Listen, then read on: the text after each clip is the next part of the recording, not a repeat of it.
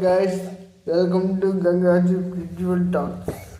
ఈరోజు మనము ప్రధానంగా రిపబ్లిక్ డే సెలబ్రేషన్ చేసుకుంటున్నాం అంటే దానికి ప్రధాన కారణం మన భారత రాజ్యాంగము. మన భారత రాజ్యాంగం 1950 జనవరి 26వ తేదీ నుంచి అమల్లోకి వచ్చింది. ముఖ్యంగా మన రాజ్యాంగంలో మన విలువలు ఏంటి, మన రెస్పాన్సిబిలిటీస్ ఏంటి,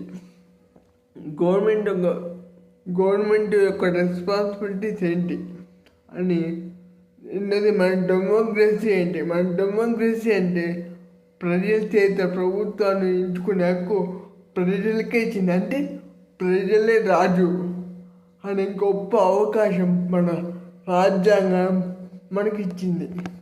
ఇంకా మనకు economic justice, political justice, Liberty, equality, fraternity అంటే సోదరభావం, ఇలా చాలా మనకు మన రాజ్యాంగం మన ప్రజలకు అనుకూలంగా రాయింపబడింది. అంతేకాదు అదేవిధంగా మనకు ఫండమెంటల్ రైట్స్ ఇచ్చింది. ఫండమెంటల్ రైట్లో right to equality, right to freedom, right to life and right to religion, choose your religion. And ఈ ఫండమెంటల్ రైట్లో నీకేమైనా ఎఫెక్ట్ అయితే డైరెక్ట్గా సుప్రీంకోర్టుకి పోయి కేసు వేసే ఒక హక్కు నీకు ఇచ్చింది.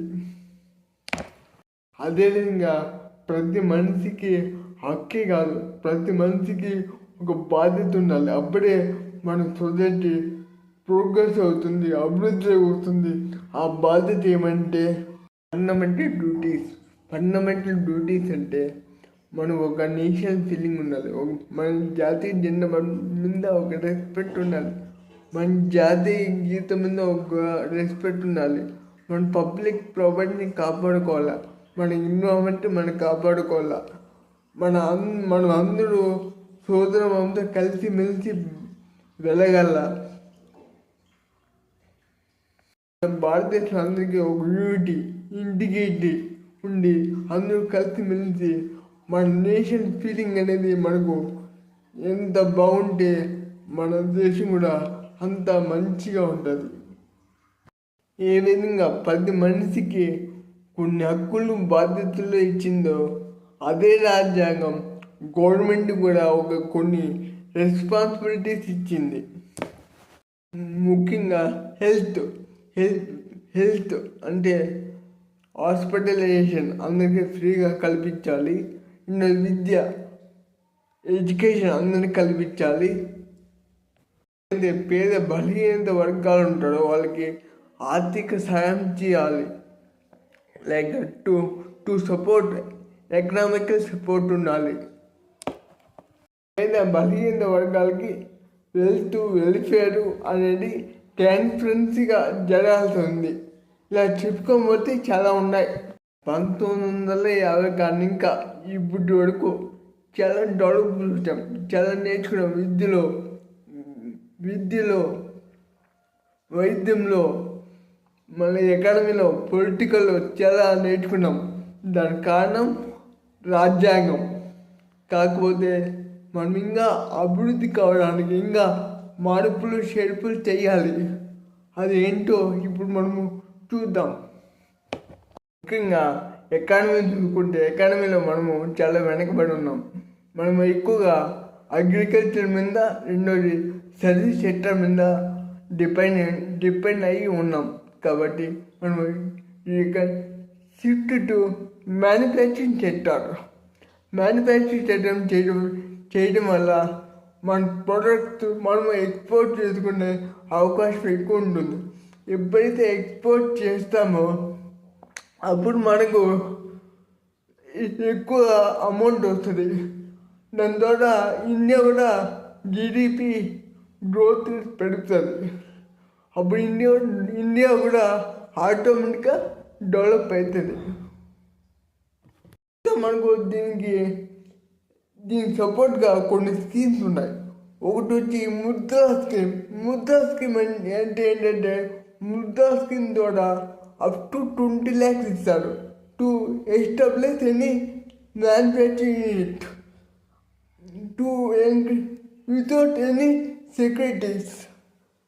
ఇంకా మేక్ ఇండియా, స్టాండప్ ఇండియా చాలా స్కీములు ఉన్నాయి. గవర్నమెంట్ మనకి చాలా సపోర్ట్ చేస్తుంది, చాలా ఎంకరేజ్ చేస్తుంది. ఇవన్నీ మనం తెలుసుకొని మనము టు కన్వర్ట్ మ్యానుఫ్యాక్చరింగ్ యూనిట్కి మనం కన్వర్ట్ అయితే మనకు చాలా మంచిగా ఉంటుంది.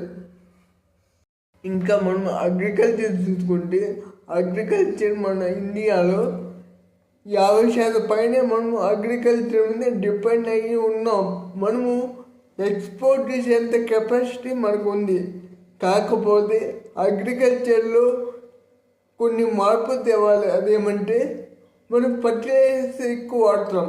ఫర్టిలైజర్స్ వాడటం వల్ల మన భూమి పొల్యూషన్ అయిపోతుంది, మన ఆరోగ్యం కూడా ఎఫెక్ట్ అవుతుంది. కాకపోతే ఈ ఫర్టిలైజర్స్ వాడకుండా ఆర్గానిక్ ఫార్మింగ్ చేయడం వల్ల మన హెల్త్, మన భూమి, మన పొల్యూషన్, ప్రకృతిలో పొల్యూషన్ కాకుండా మనం సేఫ్గా ఉంటాం.